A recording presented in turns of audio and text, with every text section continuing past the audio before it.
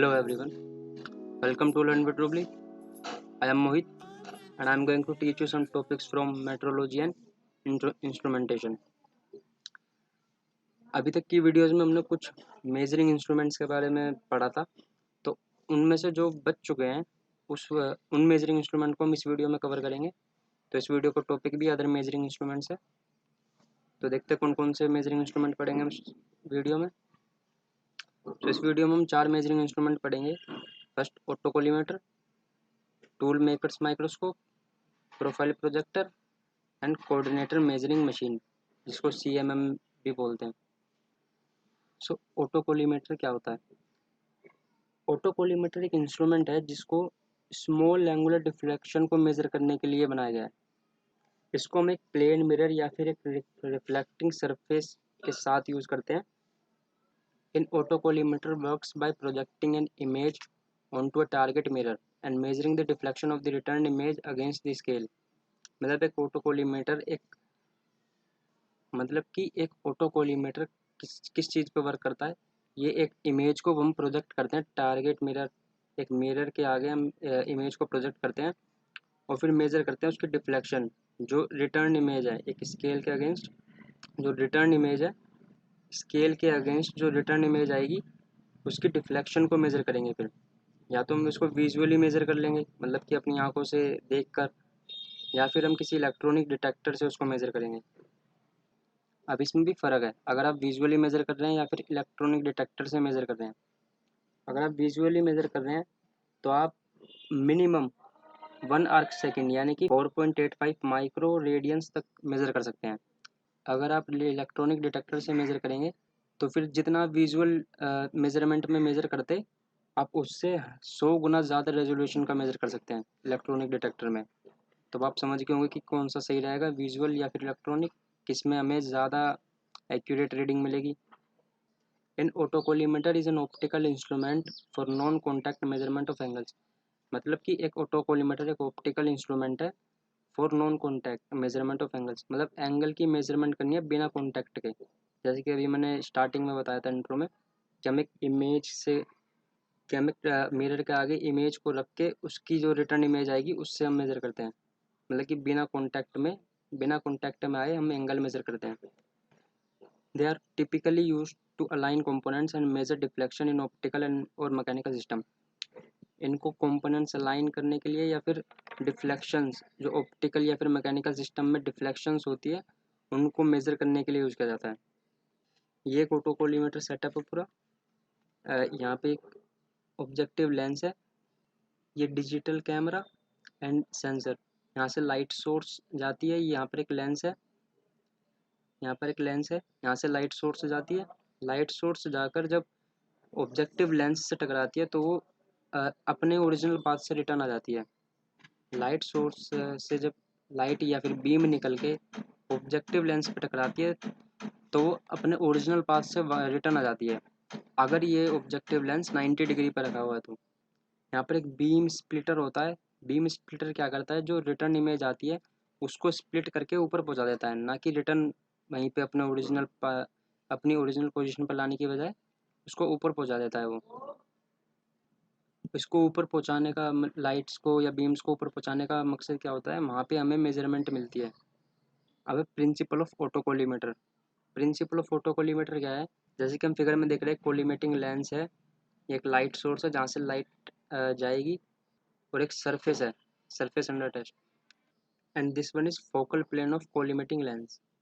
तो तो basically autocollimator किस प्रिंसिपल पे वर्क करता है, ये इस प्रिंसिपल पे करता है कि अगर एक लाइट बीम एक फ्लैट सरफेस पर टकराती है और वो फ्लैट सरफेस 90 डिग्री पे है, तो लाइट बीम अपने ओरिजिनल पाथ से रिटर्न हो जाएगी। जैसे कि आप एरो से देख रहे हैं, एक लाइट बीम जा रही है, एक लाइट बीम टकरा कर वापस अपने ओरिजिनल पोजीशन पे आ गई, अपने ओरिजिनल पाथ से आ गई, अगर ये बीम 90 डिग्री पे है। रिफ्लेक्टेड जो डॉटेड लाइन है वो रिफ्लेक्टेड बीम्स है, और जो स्ट्रेट लाइन है या जो डॉटेड लाइन नहीं है वो reflected beam when reflector is square with the beam. मतलब कि जब स्क्वायर पे है, जब 90 डिग्री पे है बीम से। और अगर सरफेस को टिल्ट कर दें, जैसे डॉटेड लाइन से शो किया गया है, सरफेस को टिल्ट किया है किसी थीटा एंगल पे, तब जो लाइट बीम रिफ्लेक्ट होगी वो 2 थीटा एंगल पे रिफ्लेक्ट होगी। जैसा कि फिगर में दिखाया गया है, ये 2 थीटा एंगल पे रिफ्लेक्ट होगी और इनके बीच का डिस्टेंस ये 2f है और फोकल प्लेन और कोलिमेटिंग लेंस के बीच का डिस्टेंस है वो इसको स्मॉल एफ से डिनोट किया जाता है। स्मॉल एफ मतलब focal length. So next instrument is tool makers microscope. Tool maker microscope क्या होता है? टूल मेकर्स माइक्रोस्कोप एक ऑप्टिकल मेजरिंग मशीन है जिसको एक्सटर्नल और इंटरनल लेंथ मेजरमेंट के लिए यूज़ किया जाता है। साथ ही साथ इसको हम screw thread measurement, profile measurement, curvature और एंगल मेजरमेंट के लिए भी यूज़ कर सकते हैं। इन पर्पज़ के लिए जो इसमें माइक्रोस्कोप होता है उसमें कुछ मेजरिंग अटैचमेंट लगाई जाती है जो कि है centre stage for mounting of cylindrical components, जो कि है फर्स्ट एक सेंट्रल स्टेज हम लगाते हैं ताकि सिलेंड्रिकल कंपोनेंट्स को हम माउंट कर सके। और सेकेंड वन इज हम एक रिवॉल्विंग और एंगल मेजरिंग ओकुलर्स लगाते हैं, एक डबल इमेज ओकुलर इसमें माउंट करते हैं, एक ऑप्टिकल फीडर इसमें और एक प्रोजेक्शन स्क्रीन होती है इसमें। टूल मेकर्स माइक्रोस्कोप में या तो एक मैनुअल माइक्रोमीटर मेजरिंग ऐड होता है या फिर एक डिजीमेट्रिक माइक्रोमीटर मेजरिंग ऐड होता है। जैसे कि ऑटोकोलीमेटर में हम या तो विजुअली मेजर कर सकते थे या फिर इलेक्ट्रॉनिक डिटेक्टर से कर सकते थे। ऐसे ही इसमें या तो हम एक मैनुअल माइक्रोमीटर मेजरिंग ऐड से मेजर कर सकते हैं या फिर एक डिजीमेट्रिक माइक्रोमीटर मेजरिंग ऐड से कर सकते हैं। Tool makers microscopes are used for inspection and measurement of machined parts. जो मशीन पार्ट्स होते हैं मतलब जो पार्ट बन चुके हैं उनके मेजरमेंट और इंस्पेक्शन के लिए टूल मेकर माइक्रोस्कोप को यूज़ किया जाता है। इसको क्वालिटी कंट्रोल प्रोसेस जो मैन्युफैक्चरिंग के दौरान हम क्वालिटी को कंट्रोल करनी है तो उसके लिए भी टूल मेकर्स माइक्रोस्कोप को यूज़ किया जाता है। इसके कुछ मेन कंपोनेंट्स है screen, eyepiece, optical head, table, micrometer screw, supporting column and clamping screw. This one is base and now is profile projector. So profile projector क्या होता है? प्रोफाइल प्रोजेक्टर एक ऑप्टिकल डिवाइस है जिसको प्रोफाइल कंपोनेंट्स की profile check करने के लिए यूज़ किया जाता है।